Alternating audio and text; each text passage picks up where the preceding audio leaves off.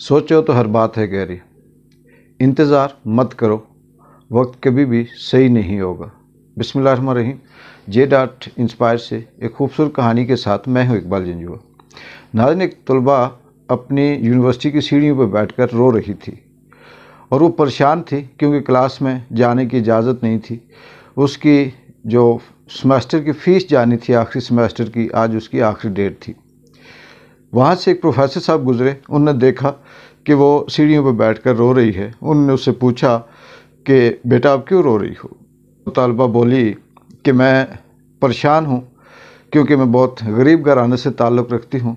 बड़ी मुश्किल से मैं यहाँ तक पहुँची हूँ। आज सेमेस्टर की आखिरी डेट है, फ़ीस जानी है, मेरे वालिद के पास फ़ीस के पैसे नहीं हैं, इसलिए मैं सोच रही हूँ कि मेरा सारा कैरियर दांव पे लग जाएगा।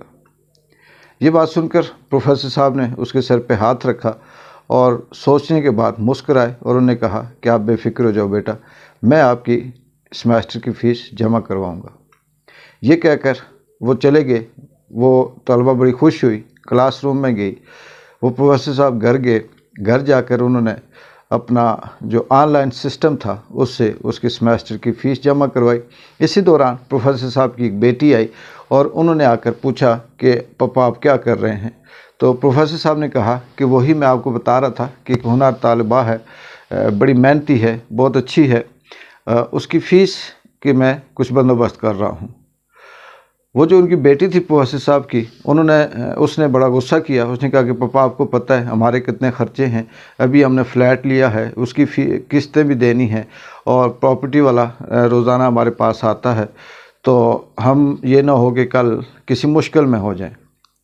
प्रोफेसर साहब ने अपनी बेटी की बात सुनी और कहा कि बेहतर होगा आप बेफ़िक्र रहें, मैं उससे कह चुका हूँ, वादा कर चुका हूँ, लिहाजा मैं उसकी फ़ीस जमा करवाता हूँ। प्रोफेसर साहब ने जमा करवा दी। वो जो बच्ची थी, तालिबा थी, उसने अपने एग्ज़ाम दिए। एग्ज़ाम देने के बाद एक वक्त गुज़र गया, अरसा गुज़र गया।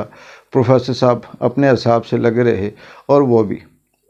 वक्त जब पूरा हुआ, प्रोफेसर साहब अपने जॉब से रिटायर हुए।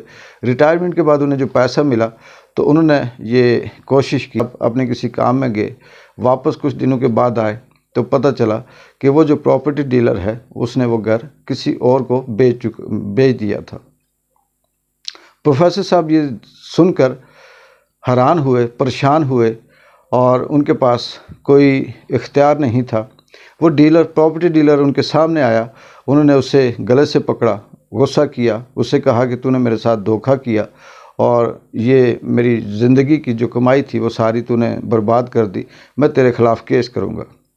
वो प्रॉपर्टी डीलर ज़ाहिर एक माफिया से उसका ताल्लुक़ था, बदमाश था। उसने प्रोफेसर साहब को अपनी फैमिली के सामने धक्का दिया, बदतमीज़ी की और कहा कि जाओ, वो अदालतें हैं, जो तुम कर सकते हो कर लो, मैंने तुम्हारा साथ कोई किसी किस्म का कोई सौदा नहीं किया और ना मैंने तुझे कोई घर दिया। तुम्हारे पास इसका कोई अगर सबूत है तो वो तुम सबूत लेकर आओ। प्रोफेसर साहब बहुत परेशान हुए, अदालत गए, वकीलों से बात की, लेकिन वकील जो भी वहाँ पे जिससे भी बात करते, जब वो ये सुनते कि ये जो केस है प्रॉपर्टी का, ये फ़लाँ शख्स का है, तो वकील इनकार कर देते। वो ये कहते कि हम इसका केस नहीं लेते क्योंकि हम इसे जानते हैं, ये बहुत बड़ा माफिया है और इसके पीछे बड़े लंबे हाथ हैं। वो शख्स परेशान, प्रोफेसर साहब परेशान थे कि वहाँ अदालत के हाथे में खड़े ही थे कि एक लड़की आई, औरत आई और उसने आकर उन्हें सलाम किया और उन्हें कहा कि प्रोफेसर साहब आप यहाँ, क्या खैरियत है? उन्होंने देखा और वो पहचान ना पाए। खैर, उस औरत ने उनको अपने चैम्बर में उन्हें बिठाया और कहा कि ये मेरा चैम्बर है, मैं वही हूँ जो यूनिवर्सिटी में फ़ीस नहीं थी मेरी, तो आपने मेरी आखिरी सेमेस्टर की फ़ीस दी थी। उसके बाद मैंने लॉ की डिग्री हासिल की और मैं यहाँ पे वकील हूँ। प्रोफेसर साहब ने फ़ाइल से अपने कागजात निकाले और सारी कहानी उस वकील जो ख़ातून थी, जो तलबा थी, उसको बताए। उसने जब ये देखा तो पढ़ने के बाद उसने कहा कि ये केस मैं लड़ूंगी क्योंकि ये केस आपका है और मुझे यहाँ तक पहुँचाने में आपने जो मेहनत की, जो हमदर्दी की, ये किसी और ने नहीं की। प्रोफेसर साहब ने उस वक्त की जो वकील थी उससे फ़ीस पूछी तो उसने कहा कि मैं आपसे कोई फ़ीस नहीं लूँगी, मैं आपकी ज़िंदगी भर एहसानमंद रहूँगी कि आपने उस लम्हे मेरे साथ जो नेकी की, जो मदद की, वो आज तक मुझे याद है। नाज़रीन, इस कहानी से हमें ये सबक मिलता है, ऐसे बेशुमार किस्से, हकीकतें, सच्चाइयाँ हमारी सोसाइटी में, हमारे माशरे में इर्द गिर्द मौजूद हैं और आए रोज़ कोई ना कोई हमारा रिश्तेदार, दोस्त या ताल्लुक़ वाला इस तरह के मामलात में फंसा होता है या इस तरह की मुश्किलात का सामना उसे रहता है। लेकिन ये सच है कि ज़िंदगी में अगर आप किसी के साथ नेकी करते हैं, अच्छाई करते हैं, तो वो कभी भी ज़ाया नहीं होती। वो शख्स, चाहे वो औरत है या मर्द है, आप उसके साथ अच्छाई करते हैं, चाहे तालीम के मैदान में करते हैं, किसी जॉब के मैदान में करते हैं, या वो बीमार है तो उसके किसी इलाज के हवाले से उसकी सपोर्ट करते हैं। एक वक्त आता है कि आपकी वो शख्स आपके सामने एक फरिश्ता बन के आता है। ऐसी छोटी छोटी हकीकतें हमारे साथ भी होती हैं कि हम बाद दफ़ा किसी शख्स के साथ अच्छे तरीके से बात कर लेते हैं, या यहाँ तक कि इतनी छोटी सी बात कि हम गाड़ी में उसके लिए सीट छोड़ देते हैं या किसी और जगह पे बैठे होते हैं तो उसकी मदद के लिए या उसकी अच्छाई के लिए, उसकी हमायत में बात कर देते हैं, तो हम उसके बाद भूल जाते हैं। फिर ऐसे होता है कि कई साल गुज़रते हैं, वो शख्स या उसका बेटा या उसकी ख़ानदान में से कोई ऐसा शख्स जो ये कह कर नेकी कर देता है, मदद कर देता है कि आपने एक दफ़ा मेरे वालिद साहब के साथ ये अच्छाई की थी और उसके बदले में मैं ये नेकी कर रहा हूँ। तो इससे ये है कि माशरे में जो भी शख्स है, चाहे वो छोटा है, बड़ा है, अमीर है, गरीब है, उसके साथ की हुई नेकी, अच्छाई कभी भी रायगा नहीं जाती।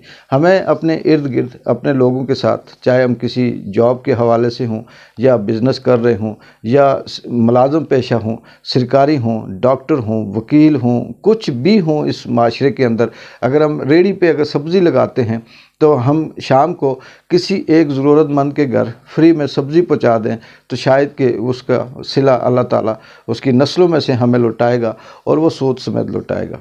तो इंसान इसीलिए कहते हैं कि नेकी करने से इंसान की कभी उसे नुकसान नहीं होता या उसके किसी शान में फ़र्क नहीं आता, बल्कि वो नेकी उसके साथ कई गुना ज़्यादा सूद के साथ, प्रॉफिट के साथ उसे वापस लौटाई जाती है।